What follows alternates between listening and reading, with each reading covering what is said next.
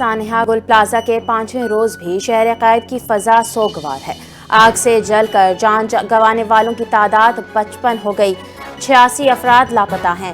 میزنائن floor کی ایک دکان سے 20 سے 25 لاشیں ملنے کی اطلاع ملی ہے۔ D I G south Javed Nabi Khoso کا دعویٰ، کہا تمام لاشیں کراکری کی دکان سے ملیں۔ ملبے ہٹانے کا کام روک دیا گیا، پہلے لاشیں نکالی جا رہی ہیں۔ گل پلازا میں 5ویں روز بھی ریسکیو آپریشن جاری ہے۔ 70% ریسکیو آپریشن مکمل کر لیا گیا ہے۔ کراچی میں گل پلازا کی آتش زدگی سے متصل عمارت رمپا پلازا کے ستون متاثر ہو گئے۔ سندھ بلڈنگ کنٹرول اتھارٹی نے رمپا پلازا کو غیر محفوظ عمارت قرار دے دیا۔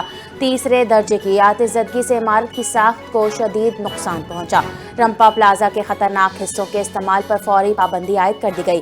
رمپا پلازا انتظامیہ اور دکان مالکان کو ایس بی سی اے کے نوٹسز جاری۔ ایس بی سی اے حکام نے انتباہ جاری کر دیا اور کہا بغیر اجازت سرگرمیوں پر سخت قانونی کارروائی کی جائے گی۔ گورنر سندھ کامران خان ٹیسوری سے کراچی چیمبر کے جاوید بلوانی اور گل پلازا کے صدر تنویر پاستہ کی دوسری بار وفد کے ہمراہ ملاقات۔ تنویر پاستہ نے سانحہ گل پلازا میں بروقت ریسکیو آپریشن اور مؤثر اقدامات پر گورنر سندھ کی کاوشوں کو سراہا۔ گل پلازا کے متاثرین کی بحالی کے لیے ہر فورم پر آواز بلند کرنے پر گورنر سندھ کا شکریہ ادا کیا۔ ملاقات کے دوران گورنر سندھ اور کراچی چیمبر کی جانب سے دی گئی تجاویز پر تنویر پاستہ کی اصولی رضامندی کا اظہار۔ ملاقات میں رکن قومی اسمبلی ارشد وہرا، رکن سندھ اسمبلی طاہا اور دیگر بھی موجود تھے۔ وزیر اعظم شہباز شریف سے ورلڈ اکنامک فورم کے موقع پر فلسطین کے وزیر اعظم محمد مصطفیٰ کی ملاقات۔ فلسطینی وزیر اعظم محمد مصطفیٰ خود چل کر وزیر اعظم شہباز شریف کے پاس آئے اور اپنا تعارف کروایا۔ فلسطینی وزیر اعظم کا فلسطینی عوام کے لیے پاکستان کی مستقل، اصولی اور غیر متزلزل حمایت پر وزیر اعظم شہباز شریف سے اظہار تشکر۔ محمد مصطفیٰ نے عالمی فورمز پر فلسطین کے موقف کی حمایت کی اور فلسطین کاز کے لیے پاکستان کے کردار پر اظہار تشکر کیا۔ نائب وزیر اعظم اسحاق ڈار کا ورلڈ اکنامک فورم 2026 کے موقع پر ڈیوس میں پاکستان پویلین کا افتتاح۔ پاکستان کی معاشی صلاحیتوں اور سٹارٹ اپس کی جدت کو سراہا۔ سٹارٹ اپس معاشی ترقی اور جدت میں کلیدی کردار ادا کر رہے ہیں اور حکومت نوجوانوں کے زیر قیادت کاروبار کے فروغ کے لیے پرعزم ہے۔ اسحاق ڈار کا تقریب سے خطاب، کہا پاکستان کے ابھرتے ہوئے کاروباری مواقع عالمی سطح پر اجاگر کیے جا رہے ہیں۔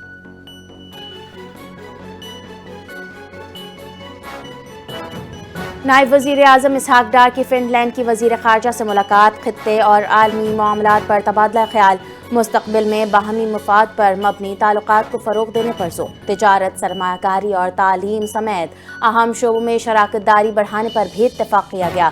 پاکستان اور فن لینڈ نے دو طرفہ تعاون مضبوط بنانے کا عزم دہرایا۔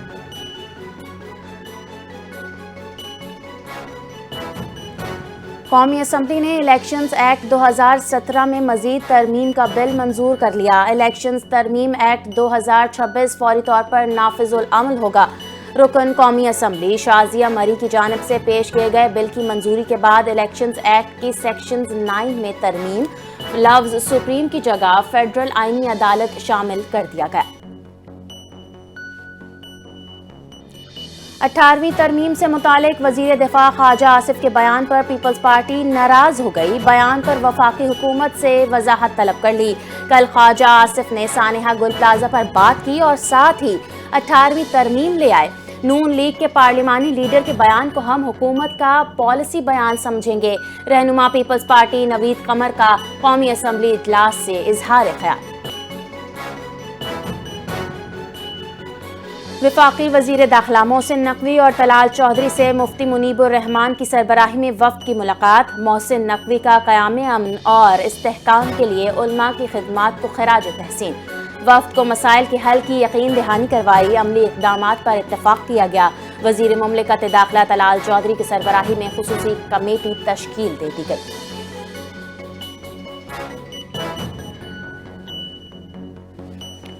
حکومتی اقدامات سے بلوچستان میں جعفر ایکسپریس کے لیے جدید سیکیورٹی انتظامات مکمل۔ وفاقی وزیر ریلوے حنیف عباسی کا کوئٹہ میں جعفر ایکسپریس کی سیکیورٹی صورتحال کا جائزہ، جدید ٹیکنالوجی سے لیس BKC بوگی کو مؤثر سیکیورٹی اقدام قرار دیا۔ پاک فوج اور FC بلوچستان نارتھ کی فول پروف سیکیورٹی انتظامات پر تعریف۔ پاکستان 4 سال بعد عالمی بانڈ مارکیٹ میں واپسی کی تیاری کر رہا ہے۔ وزیر خزانہ محمد اورنگزیب نے ڈیوس میں ورلڈ اکنامک فورم کے موقع پر غیر ملکی جریدے بلومبرگ کو بتایا، حکومت آئندہ چند ہفتوں میں بانڈ اجرا کے لیے عالمی مشیروں کا تقرر کرے گی۔ ڈالر بانڈ، یورو بانڈ، سکوک بانڈ اور پہلی بار پانڈا بانڈ کے اجرا پر غور کر رہے ہیں۔ افراط زر سنگل ڈیجٹ میں آ گیا ہے۔ عالمی ریٹنگ ایجنسی نے کریڈٹ ریٹنگ بہتر کی ہے۔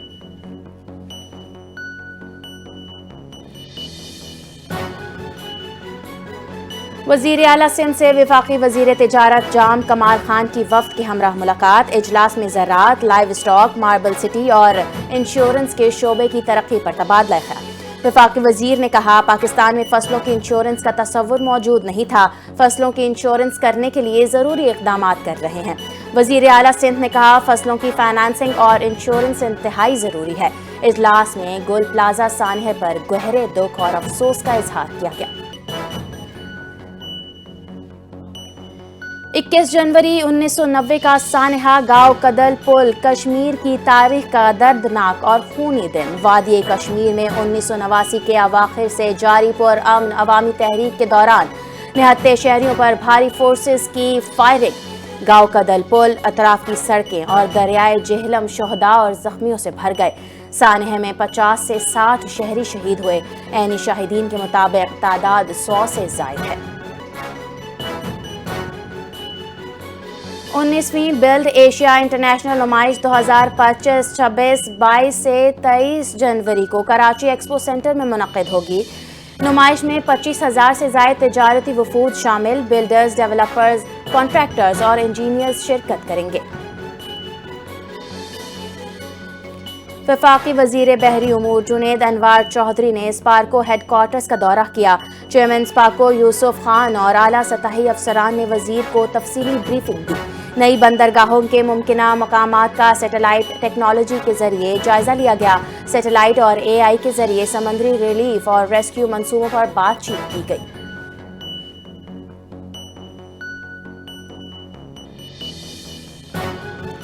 ایک دن میں سونے کی قیمت میں تاریخ کا سب سے بڑا اضافہ۔ 1 تولہ سونا ملک کی تاریخ میں پہلی بار 5 لاکھ روپے سے تجاوز کر گیا۔ 1 تولہ سونا 12,700 روپے مہنگا ہو گیا۔ 1 تولہ سونا 5,06,362 روپے کی بلند ترین سطح پر پہنچ گیا۔ بچوں کے ساتھ بدفعلی کرنے والے ملزم کو مزید 3 مقدمات میں عدالت میں پیش کر دیا گیا۔ ملزم عمران 4 روزہ جسمانی ریمانڈ پر پولیس کے حوالے۔ عدالت نے زمان ٹاؤن تھانے کیس میں بھی ملزم کا 4 روزہ جسمانی ریمانڈ منظور کر لیا۔ جوڈیشنل مجسٹریٹ جنوبی کا 2022 کے ایک کیس میں ملزم کا ریمانڈ دینے سے انکار۔ ڈیفنس پولیس کسی کام کی نہیں، تھانے کو بند کر دینا چاہیے، عدالت کے ریمارکس۔ ایران کے خلاف کسی بھی نئے حملے کا سخت اور فیصلہ کن جواب دیا جائے گا۔ ایران کے خلاف امریکہ کی جارحانہ اقدامات ناکام ہو چکے ہیں۔ جون 2025 میں ایران نے ضبط اور تحمل کا مظاہرہ کیا۔ دوبارہ حملہ ہوا تو پوری طاقت کے ساتھ جوابی کارروائی کریں گے۔ ایرانی وزیر خارجہ عباس عراقچی کا امریکی اخبار کے مضمون نے کھلے اظہار کہا، یہ کوئی دھمکی نہیں، حقیقت ہے جسے بطور سفارتکار بیان کرنا ضروری سمجھتا ہوں۔ یہ جنگ پورے خطے کو اپنی لپیٹ میں لے لے گی، دنیا بھر کے عام لوگوں کو متاثر کرے گی۔ امریکہ کا رویہ تبدیل ہونا چاہیے، ایران کے ساتھ باہمی احترام کی بنیاد پر بات کرنی چاہیے۔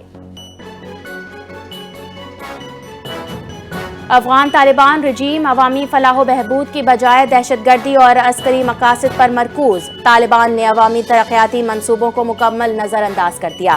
بجٹ کا 88% غیر ترقیاتی کاموں پر خرچ۔ افغانستان کا افغان انٹرنیشنل کی رپورٹ کے مطابق ترقیاتی بجٹ 131 ارب افغانی سے کم ہو کر 24 ارب افغانی رہ گیا۔ طالبان رجیم نے بجٹ سے 4.1 ارب روپے کی ہیر پھیر کی۔ مودی حکومت کی ناکام خارجہ پالیسی اور تعلیمی غفلت سے بھارتی شہری عالمی سطح پر مشکلات میں شکار ہو گئے۔ بھارتی جعلی ڈگری اسکینڈل امریکی ویزا اور تعلیمی جانچ میں سخت پابندیوں کی پابندی بنیاد وجہ بن گیا۔ امریکی پابندیوں کے باعث بھارت کے طلباء کے داخلے میں 75% کمی واقع ہوئی۔ امریکہ میں 72% H1B ویزا حاصل کرنے والے بھارتی شہری مشکلاتی کا سامنا کرنے پڑے۔ 2025 میں تقریباً 3,800 افراد کو ملک بدر کر دیا گیا۔ سب سے زیادہ بھارتی شہری شامل ہیں۔ تجزیہ نگاروں کا کہنا ہے بھارت کی دوغلی پالیسیاں اور جعلی ڈگری اسکینڈل عالمی رسوائی کا سبب بن۔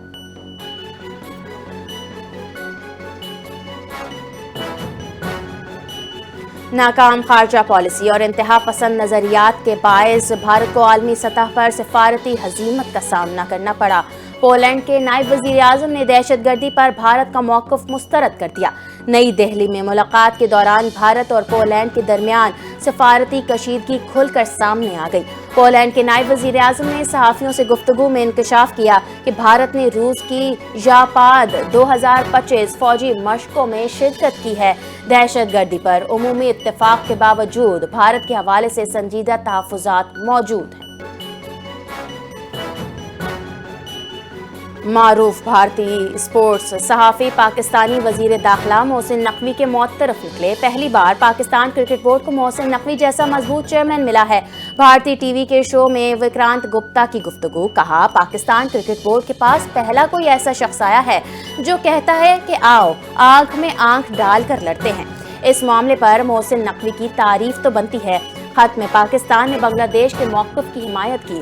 اس تمام صورتحال میں بھارت میں ورلڈ کپ میچز نہ کھیلنے کے بنگلہ دیش کے موقف کی تائید کرتے ہیں۔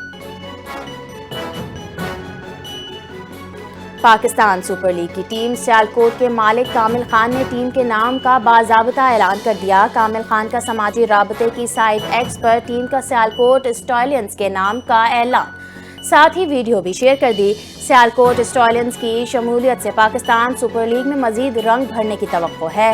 شائقین کرکٹ بھی نئی ٹیم کو ایکشن میں دیکھنے کے لیے پرجوش نظر آ رہے ہیں۔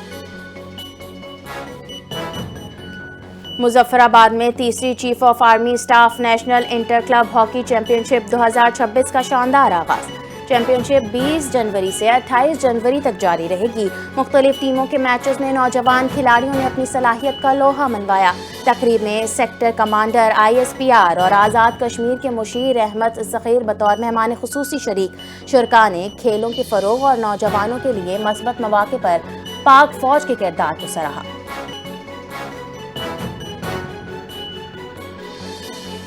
حکومت سندھ کا مارچ 2026 میں ننگن پارکر میں تھر جیپ ریلی کروانے کا فیصلہ۔ حکومت کا Thar jeep rally Sindh games mega sports events کے انعقاد سے متعلق اجلاس کی صدارت وزیر کھیل اور امور نوجوانان سندھ سردار محمد بخش مہر نے کی۔ سندھ حکومت کا تھر جیپ ریلی ننگر پارکر میں مارچ کے آخری ہفتے میں کروانے کا فیصلہ۔